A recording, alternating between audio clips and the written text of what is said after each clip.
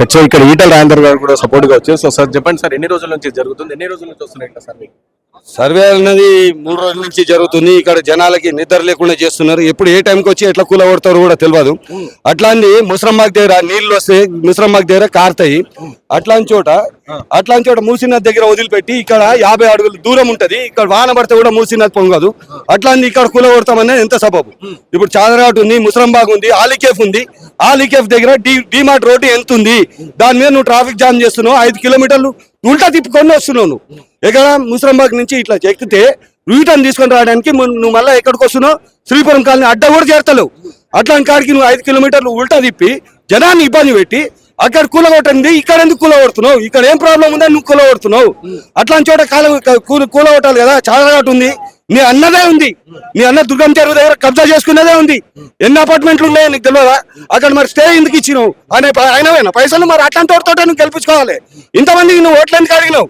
నువ్వు ఇంతమంది చేత అయినా పాదయాత్ర చేపించుకున్నావు. నువ్వు అడగాల్సింది నీ అన్న చేతనే, నీ ఇంట్లో వాళ్ళ చేత గెలిపించుకునేటోడి కదా.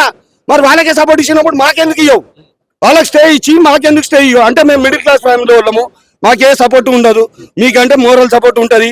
అట్లనే మల్లారెడ్డి గారు నీకు మీసం ఛాలెంజ్ చేసి ఏమని, రేవంత్ రెడ్డి దమ్ముంటే రాబోయే చూసుకుందాం అన్నాడు. ఏమన్నాడు? ఆడోళ్ళు ఉన్నారు, ఆ భాష మాట్లాడద్దు. అట్లాంటి అన్నోండి ఈ రోజు 600 ఎకరాలు కబ్జా చేసిండు చెరువు దగ్గర. ఏం పీకిండు? ఆడికి స్టే ఇచ్చిండు. ఆడి దగ్గర ఇంత కూడా హైడ్రా కొట్టు ఓఎస్సీ దగ్గర పెట్టాడు. 4 రోజులైంది హైడ్రా పెట్టి. ఫార్మసీది చెరువు దగ్గర లేదా? ఉందా లేదా? మరి గోల్కొండ ఉంది, పంజాగుట్ట ఉంది. పంజాగుట్ట నీకు అది సారథి స్టూడియోస్ ఉంది. అక్కడ వాహన వస్తే పడవల్లా తేలుతాయి కార్లు. అట్లాంటి చోట కూలగొట్టాలి కానీ ఇట్లాంటి చోటకు వచ్చి నువ్వు కూలగొడతావా? ఎక్కడైతే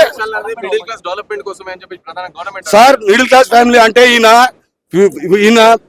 గెలిచినప్పుడు ఏమన్నాడు? అన్ని ఫ్రీ ఫ్రీ ఫ్రీ అన్నాడు. ఇప్పుడు అట్లా ఫ్రీ ఇచ్చి ఇప్పుడు ఈ ఇల్లు ఫ్రీగా ఇచ్చినాం కదా, అందుకని దీన్ని కబ్జా చేసుకుందామన్న ఆలోచనలో ఉన్నాడు. ఆ ఆలోచన తప్పు. అర్థమైందా? అన్ని ఫ్రీ ఇచ్చినావు, ఇప్పుడు ఏం ఫ్రీ ఇస్తున్నావు? నా కళ ఏంటిది? నువ్వే అంటున్నావు నీ కళను కట్టుకోమని చెప్పి ఆడిస్తున్నావు రియల్ ఎస్టేట్ లో. మరి శంషాబాద్ దగ్గర చెరువు దగ్గర ఎట్లా వెంచర్ వేసినావు? మరి ఇది చెరువు దగ్గర ఎందుకు కూలగొడుతున్నావు? అక్కడ కట్టుకోమని ఫ్లాట్లు ఇస్తున్నావు, ఈఎంఐలు ఇస్తున్నావు. మరి ఇక్కడ కట్టుకున్నది ఈఎంఐ పరిస్థితి ఏంటి? ఇంతమంది ఈఎంఐలు ఉన్నాయి. ఈఎంఐలు ఉన్న పరిస్థితి ఏంటి? ఈఎంఐలు మాఫీ చేస్తావా లేకపోతే నువ్వు మళ్ళీ వేరే చోట కట్టిస్తావా? ఇప్పుడు చిక్కడపల్లి ఉంది, కేసీఆర్ హయాంలో మెట్రో కూలగొట్టిరు. కూలగొట్టిన తర్వాత రోడ్డుకి ఎంత డిస్టెన్స్ లో కూలగొట్టిరు? 10 feet 20 feet కూలగొట్టిరు. బడి చౌడి కానీ ఏదన్నా కానీ. అక్కడ వాళ్ళకి పైసలు ఇచ్చిరా లేదా? పైసలు ఇచ్చినప్పుడు 30 days స్టే ఇచ్చారు. మరి ఇక్కడ ఎందుకు ఇవ్వట్లేదు sir? Double bedroom already allot అయింది. ఒక్క నిమిషం, డబుల్ బెడ్రూమ్ ఆల్రెడీ అలాట్ అయింది. అందులో ఉన్నాడు, వాడు తాళం పెట్టుకొని ఉన్నాడు. మరి నాకెక్కడ ఇస్తున్నావు? నా డబుల్ మేమేం గుంజుకోవాలా? మేమేం జుట్టు పట్టుకోవాలా? నీ దగ్గర ఎన్ని డబుల్ బెడ్రూమ్ ఉన్నాయి? ఎంతమందికి నువ్వు పునరావాసం కల్పిస్తున్నావు? నీ దగ్గర డబుల్ బెడ్రూమ్ ఎన్ని ఉన్నాయి? తిరుపతి కూడా ఆల్రెడీ అలాట్ అయింది, రామంతపూర్ది అలాట్ అయింది. ఇక్కడిది కూలగొడుతున్నావు జనప్రియ. మరి ఇంకెక్కడ ఉన్నాయి? వనస్థలిపురంది విప్రసాద్ భవన్ దగ్గర, అది చెరువు దగ్గర ఉంది. దాన్ని కూడా రేపు ఎల్లుండే ప్రక్షాళన అంటావు. కంపల్ చెరువు చాటనే ఉంది. మరి వాటిని కూలగొట్టిన తర్వాత ఇక్కడ రావాలి. ఫస్ట్ ఇక్కడ ఏం రాకుండా, ఇక్కడ ఏం పారకుండా, ఇక్కడ వాహన వస్తే కూడా నీళ్లు కూడా నిలవవు. అట్లాంటి చోట నువ్వు కూలగొడతా అని చెప్పి ఇక్కడ వచ్చి ఎక్కడైతే ప్రాబ్లం ఉందో అక్కడ వదిలిపెడుతున్నావు. అది తప్ప కాదా? నీ మనసుకు తెలియట్లేదా? నువ్వు అన్నం తింటలేవా? వేరే తింటున్నావు? నువ్వు రంగసాగిడి కోడి చికెన్ పొద్దున్న బ్రేక్ఫాస్ట్ కాదు నీది. జనాల్లో జర బుల్ల ఆలోచించుకొని చెయ్యి. ఏది చేసినా కూడా జనాలకి పనికొచ్చేది చెయ్యి. అదే ఇంటికి ఒక ఉద్యోగం ఇయ్యి, వాళ్ళకి కాపాడుకుంటారు. నువ్వు ఇంటికి ఉద్యోగం ఇవ్వకుండా ఉన్నోళ్ళని ఇల్లు ఖాళీ చేపించి ఇంట్లో వాళ్ళని కూలగొడితే ఎక్కడ పోతారు? ఇంతమంది ఎక్కడ పోతారు? నువ్వు 50 ఏళ్ళ సంవత్సరాల నుంచి హైదరాబాద్ కాలేజీలోనే నువ్వు చదువుకుంది. మరి నీకు అప్పుడు బుద్ధి లేదా? నువ్వు ఉన్న టీడీపీ హయాంలో ఉన్నావా? టీడీపీ హయాంలో ఎమ్మెల్యే కింద ఉన్నావా? మరి అప్పుడు ప్రక్షాళన రాని ఇప్పుడు ఎందుకు వచ్చి నేను సీఎం అయిన తర్వాత? నీకు పైసలు కావాలంటే అడుక్కో.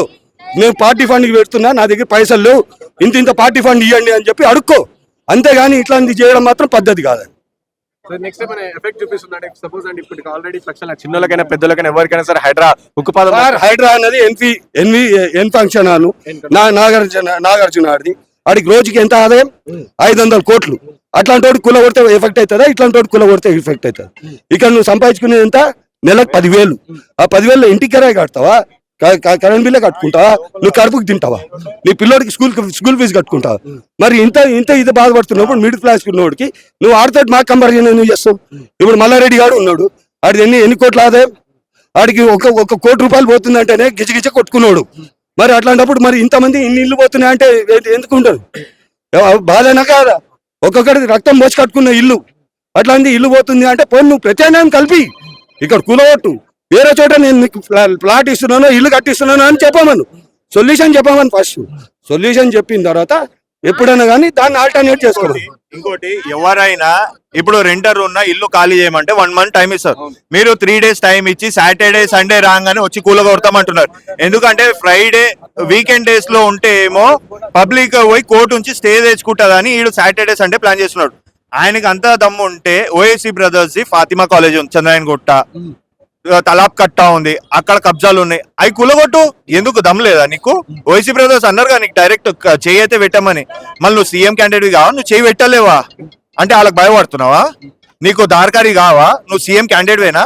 నీకు పబ్లిక్ ఎన్నుకున్నా, నువ్వు పబ్లిక్ కి న్యాయం చేయాలి కానీ నువ్వు పబ్లిక్ నే దోస్తా అంటే ఇది కాని పని. నీకు పైసలు లేవు, తినడానికి పైసలు లేవు అంటే చెప్పు, పబ్లిక్ ఇంత జమ చేసి నీకు పార్టీ ఫండ్ కింద ఎన్నో కోట్లు ఇచ్చి పడేస్తుంది. నువ్వు తెలంగాణని అప్పులు పాలు చేసి నీకు పైసలు ఉన్నాయని మీ ఎమ్మెల్యేలకు, మీ ఎంపీలకు, మీ మినిస్టర్లకు, నీకు, మీ తమ్మునికి, ఇవాళ మీ తమ్ముంది కూడా మళ్ళీ చెరువు పైన ఉంది, ఎందుకు కూల్చలేదు? మల్లారెడ్డి పైన ఎందుకు యాక్షన్ తీసుకోవట్లేదు? ఇవాళ ఎన్ కన్వెన్షన్ నాగార్జున రెడ్డి వాళ్ళ కూతురు పెళ్లికి ఇవ్వలేదు అని దాని పగ పైన పోయి తీసుకొని కూలగొట్టిండు. ఓకే, దానికైతే ఎవడేమనలే. నువ్వు పేద ప్రజలను ఎందుకు సతాయిస్తున్నావు? వాళ్ళు ఇవాళ కష్టపడిపోతున్న కూలీలకు పోతారు, ఫ్రూట్స్ అమ్ముకుంటారు, పూలు అమ్ముకుంటారు, కొందరు ప్రైవేట్ ఆఫీసులలో పని చేసుకొని వాళ్ళు 50 సంవత్సరాలు కష్టపడి ఇంత పైసా కూడబెట్టుకొని ఇల్లు కట్టుకుర్రు. ఇవాళ 50 సంవత్సరాల మీ గవర్నమెంట్ ఆఫీసర్లు మళ్ళీ ఎట్లా పర్మిషన్ ఇచ్చిరండి? మున్సిపల్ ఆఫీసర్లు పర్మిషన్ ఎట్లా ఇచ్చిరండి? మళ్ళీ వసూళ్ళకైతే వస్తారు, ట్యాక్స్లు కట్టించుకుంటారు, వాటర్ బిల్స్, కరెంట్ బిల్స్ అన్ని కడతారు. రోడ్ కట్టినప్పుడు రోడ్ కూడా మీ ఇంటి ముందర రోడ్ వేస్తున్నాం, మళ్ళీ రోడ్ పర్మిషన్స్ ఎట్లా వచ్చినాయి? వాటర్ లైన్స్ ఎట్లా ఇచ్చిరు? ఇవి అన్ని చూసుకోవా? మీ కాంగ్రెస్ టైంలోంచే ఇవన్నీ నడిచినాయి. అప్పుడు లేని ఇప్పుడు ఎందుకు వచ్చింది నీకు? 10 years లా ఏ పబ్లిక్ కి ఎవరికి ఏం ప్రాబ్లం కాలే. నువ్వు రాగానే 6 months లో నీ వృద్ధి ఏందో నువ్వు ఏందో మొత్తం చూపెట్టినావు పబ్లిక్ కి. 6 months లో నువ్వు గ్యారంటీస్ 6 అమలు అన్నాడు. 6 అమల్లో ఏం అమలు చేసిండు? 6 గ్యారంటీలు అన్నాడు. 6 గ్యారంటీలు ఏం అమలు చేసిండయ్యా? కొట్టి లేడీస్ కి ఫ్రీ బస్ అన్నాడు. ఆ లేడీస్ కి ఉన్న ఫ్రీ బస్ లో కూడా ఏం ఫైదా? ఆ లేడీస్ జుట్లు గుంజుకొని బస్ల కింద బయట పడడం, దెబ్బలు తాకించుకోవడం. మిగతా గ్యారంటీలు కళ్యాణ లక్ష్మి లేదు, ఒకటి ఇందిరమ్మ ఇల్లు లేదు గరీబోలకు. ఎవరైతే అడుకునేటోళ్ళకు వాళ్ళకైతే ఇందిరమ్మ ఇల్లు ఇస్తాడు, వాళ్ళకి ఏం లేవు. కొత్త రేషన్ కార్డు లేవు పబ్లిక్ కి. ఇష్టం వచ్చినట్టు నువ్వు చేస్తా అంటే ఈడ పబ్లిక్ ఊకునేది కాదు. ఇవాళ మా ఫ్రెండ్ వాళ్ళ ఫాదర్ సేమ్ బఫర్ జోన్ అని కిరోసిన్ వేసుకొని తగలవాడి చనిపోయాడు. ఎవడు బాధ్యతడు దానికి? ఇవాళ ఇంకో పర్సన్, ఇవాళ వాళ్ళ మిస్సెస్ 9 months ప్రెగ్నెంట్, ఆమె వాళ్ళ హస్బెండ్ ఇవాళ కిరోసిన్ వేసుకొని ట్రై చేసింది తగ్గలో పెట్టుకోవడానికి. మేము ఆపినాం. నీకు ఏం అవసరం?